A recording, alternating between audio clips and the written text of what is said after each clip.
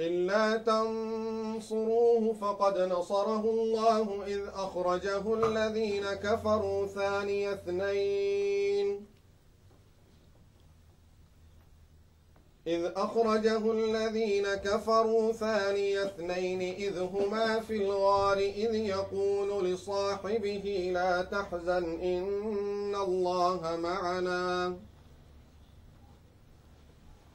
فأنزل الله سكينته عليه وأيده بجنود لم تروها وجعل كلمة الذين كفروا السفلى وكلمة الله هي العليا والله عزيز حكيم صدق الله العظيم.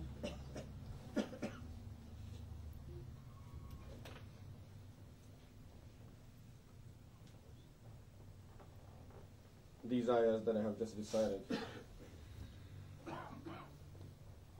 they are very important ayahs of Surah At-Tawbah, and regarding one of the most important incidents that took place in the history of the universe.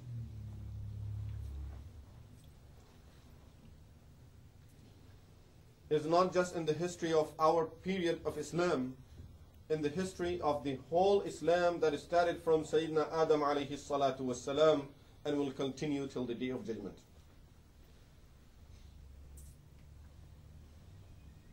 And that is the incident of Hijrah that we calculate our Islamic dates from.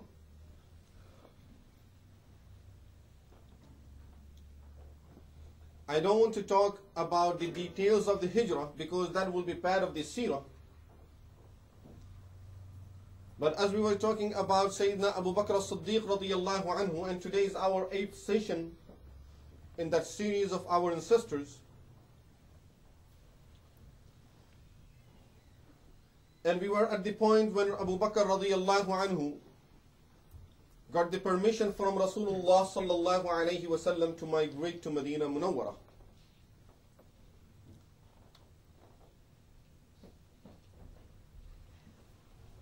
Rasulullah Sallallahu Alaihi Wasallam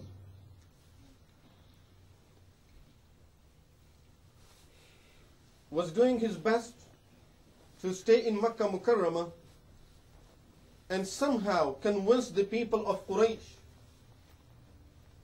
that if you people, you the leaders, you don't want to listen to me and you don't want to accept my message, at least allow me to talk to other people.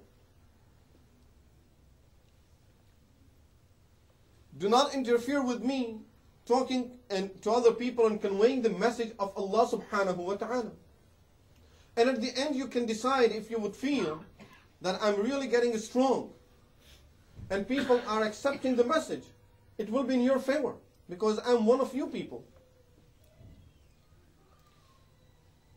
But the kuffar of Quraysh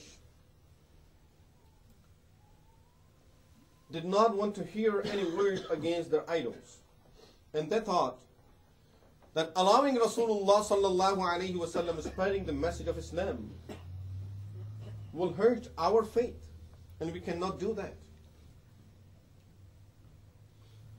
It was the 13th year of Nabuwah.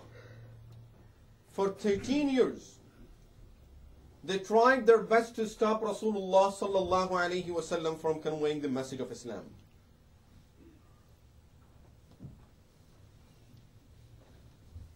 Talking to him, having meetings with him, explaining to him, trying to bribe him, offering him different things that can really misguide a person, and any person will accept one of those choices, that you can be our king, you can be the leader, you become the wealthiest person, we'll give you anything you need.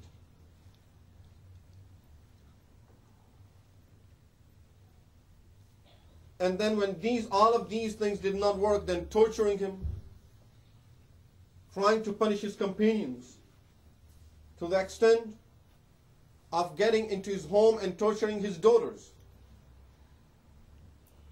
But none of these things stopped Rasulullah sallallahu alaihi wasallam from conveying the message of Islam. When they tried this for 13 years, finally, one day they got together in their White House that was called Darun Nadwa. Darun Nadwa, the best way of understanding what it was, we can really call it the White House for the Kuffar of Quraysh. They assembled over there for their meetings. And they said, now this has to be the final meeting for us to decide about what to take the final step regarding Muhammadur Rasulullah sallallahu alaihi wasallam. We had enough of it. We don't want to hear the name of Islam anymore, and we don't want to see this man conveying the message of Islam to other people. We have to stop him from doing this. Islam has to stop from spreading. It's spreading too fast, and we are afraid. If it will spread this way, in no time we will be in minority and Muslims will be in majority. Same fear. Did not change.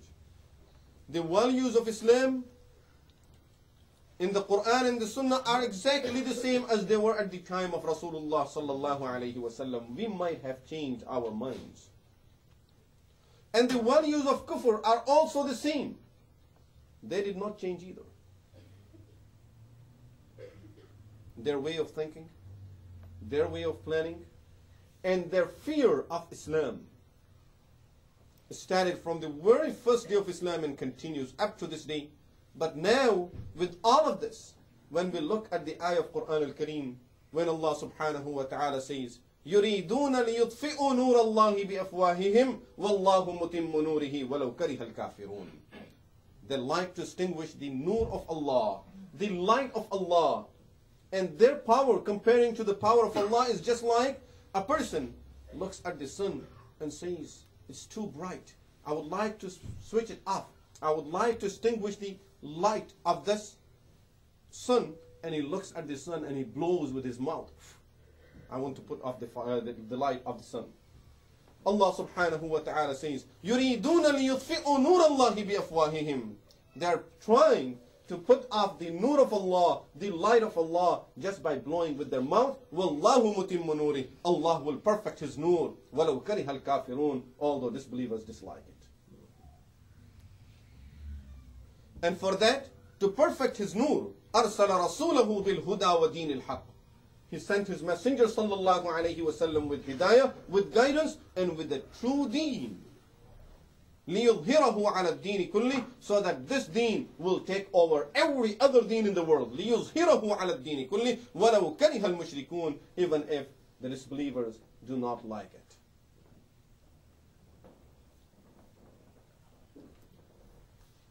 I don't want to change the subject, but at least I would like to remind ourselves at this point that this deen will come into the world by us getting back to these things. Rasulahu, getting to the hidayah of Rasulullah sallallahu alayhi wasallam, going back to the sunnahs of Rasulullah sallallahu alayhi wasallam, and perfectly following deen al-haq. As arsala rasulahu bil-huda wa deen al-haq. He has sent His messenger with guidance and with the true deen.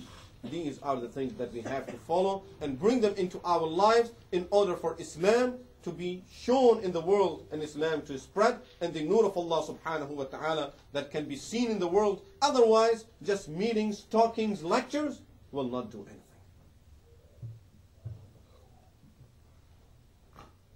We need to bring it into our lives. Deen al-Haq is not a deen of talking. Deen al-Haq is a deen of practice. Deen al-Haq is a deen. And at this time I just remembered, as some of the historians have mentioned in their books, like Ibn Kathir and some others in Tabari, when the Kuffar of Quraysh in one of their meetings, they had an old man that went into the Darun Nadwa. And as they were discussing what to do with Rasulullah sallallahu alayhi wasallam, one of the people said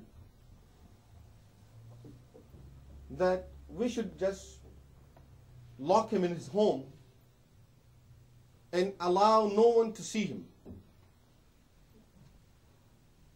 So that old man that was there, and no one knew who this old man